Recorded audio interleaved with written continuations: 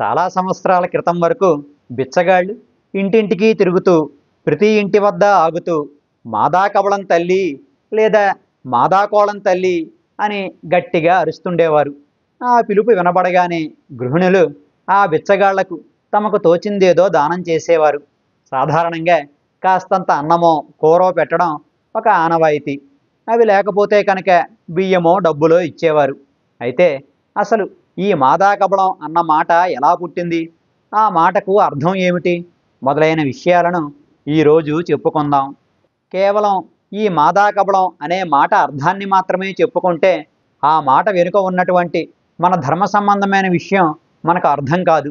కనుక సన్యాసాశ్రమానికి సంబంధించిన మరికొంత వివరణ కూడా ఇక్కడ ఇస్తున్నాను. మన ధర్మంలో బ్రహ్మచర్యము, గార్హస్థ్యము, వానప్రస్థము, సన్యాసము అనే 4 ఆశ్రమ ధర్మాలు ఉన్నాయి. బ్రహ్మచర్యాన్ని అవలంబిస్తూ విద్య నేర్చుకోవడం, ఆపై పెళ్లి చేసుకుని గృహస్థిగా మారి సంసార బాధ్యతలు నిర్వర్తించడం, కుటుంబ బాధ్యతలన్నీ పూర్తయ్యాక ఇంటిని విడిచి వనాలలో ప్రశాంత జీవనాన్ని గడపడం, ఇక చివరిగా భగవత్తత్వంపై మాత్రమే దృష్టి నిలిపి లౌకికమైనటువంటి వాటినన్నింటినీ విడిచిపెట్టేయడం. ఇవి సంగ్రహంగా ఆ 4 ఆశ్రమాల ధర్మాలు. చివరిదైన సన్యాసాశ్రమంలో మరల 4 విధాలున్నాయి. అందులో మొదటిది కుటీచకం. ఊరికి బయట ఏదైనా నదీ తీరంలో ఒక కుటీరాన్ని ఏర్పరచుకొని కాషాయ వస్త్రాలు, దండకమండలాలు ధరించి విభూతి పూసుకొని ఆ ఆశ్రమంలోనే తపస్సు చేసుకునే సన్యాసిని కుటీచక సన్యాసి అంటారు.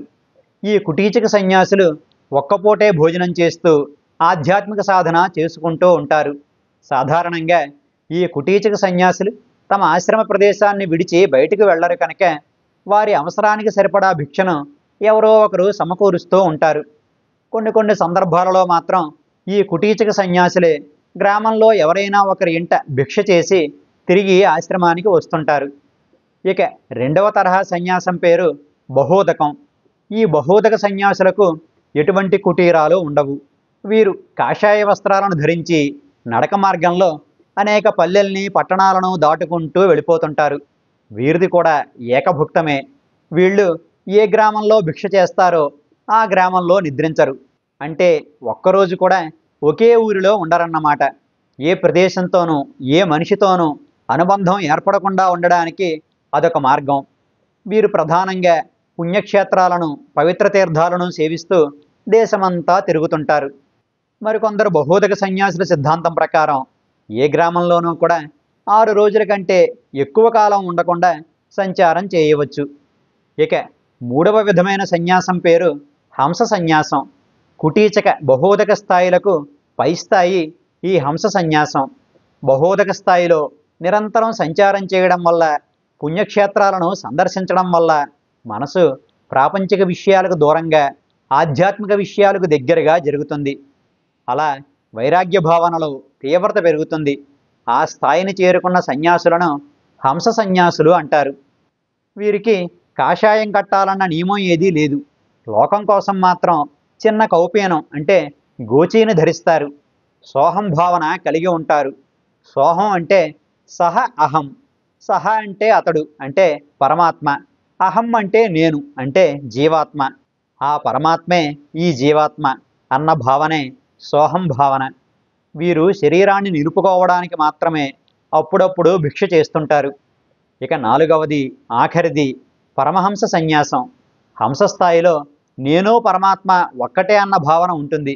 ఈ పరమహంస స్థాయిలో అసలు నేను అన్న మాటకు ఉనికే ఉండదు.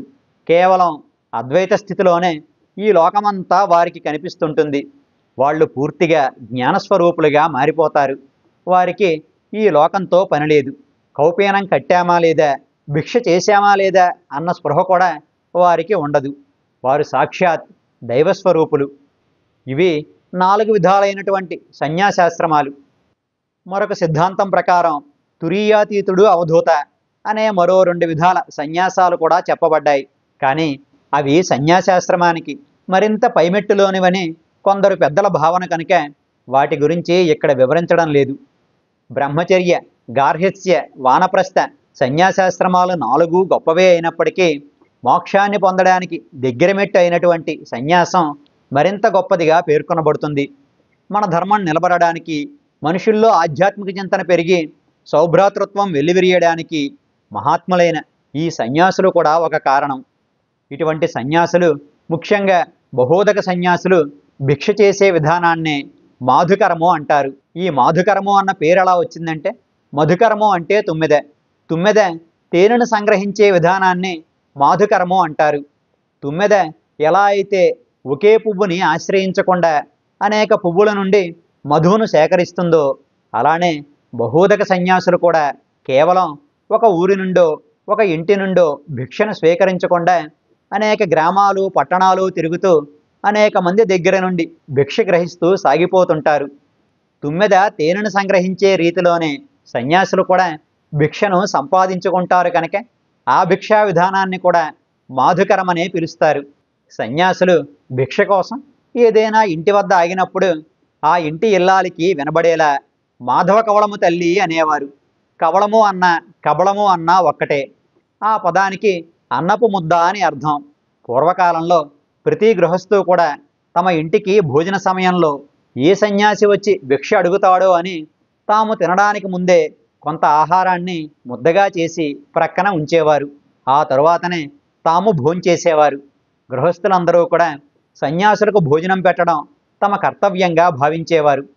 ఆ కాలంలో సన్యాసికి భోజనం పెట్టడం అంటే భగవంతుడికి నైవేద్యం పెట్టడం అనే సద్భావన ఉండేది.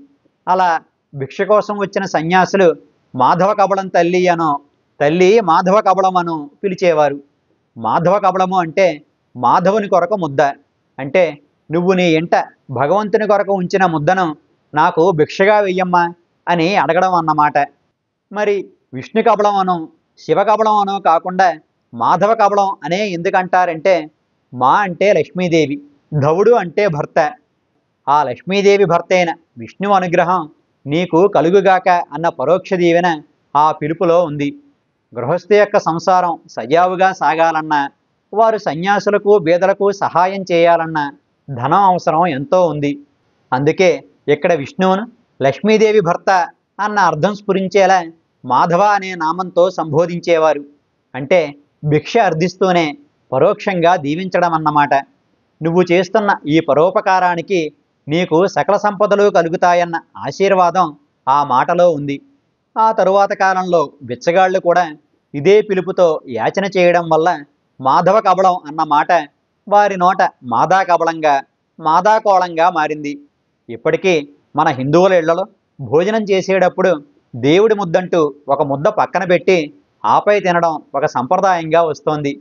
అలా ఉంచిన ఆ ముద్దను భోజనానికి ముందో ఆ తరువాతో పక్షులకో చీమలకో వేస్తుంటారు. మనుషులతో పాటు సకల జీవులకు మంచి చేసే సత్సంప్రదాయం మన ధర్మానిది. మాదాకబళం అన్న మాట కేవలం అడుక్కునేవారు పిలిచే పిలుపు మాత్రమే కాదని, ఆ మాట వెనుక మన ధర్మానికి సంబంధించిన విషయం ఒకటి ఉందని చెప్పడమే ఈ వీడియో యొక్క ఉద్దేశ్యం. ఇక ఈనాటి భాగాన్ని ముగించే ముందు నాదొక విన్నపం. భాషా సాహిత్యాలకు అంకితమైన అజిగవా ఛానల్ మనందరిది. మన అజిగవ ఎటువంటి ఒడిదుడుకులు లేకుండా ముందుకు సాగిపోవడానికి మీ వంటి సాహిత్యాభిమానుల వదాన్యత కూడా ఎంతో అవసరం. అజిగవకు సాహితీ పోషణ చెయ్యాలి అనుకునేవారు 9949121544 నెంబరుకు మీ మనసుకు నచ్చినంత నగదును ఫోన్పే లేదా గూగుల్ పే చెయ్యండి. ఇక ఈనాటికి స్వస్తి. మీ రాజన్ పీటీఎస్కే. అజిగవ అంటే అక్షరాన్ని పుట్టించిన వాడైన ఆ పరమశివుని ధనస్సు పేరు. మన అజిగవా ఛానల్కు సబ్స్క్రైబ్ చేయండి. సాహితీ మధురములను ఆస్వాదించండి, ఆనందించండి, మమ్మల్ని ఆశీర్వదించండి. మన భాష, మన సాహిత్యం, మన సంస్కృతి, మన అజిగవ.